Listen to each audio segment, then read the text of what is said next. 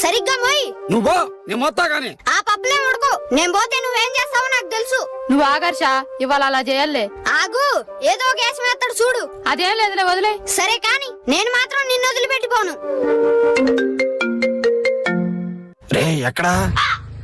సరే వస్తున్నా. ఏమైంది బావా? ఊళ్ళో ఏదో పంచాయతీ ఉందంటే అర్జెంట్ గా నన్ను రమ్మంటున్నారు. సరే వెళ్ళు. ఆగు.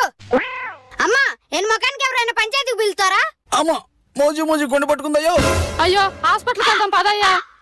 ఓసిన పిచ్చి తల్లి, ఆయన గుండె పట్టుకోవాలా గొంతు పట్టుకోవాలా? నీకెలా తెలుసురా? ఈయన గుండె కుడివైపు ఉందా?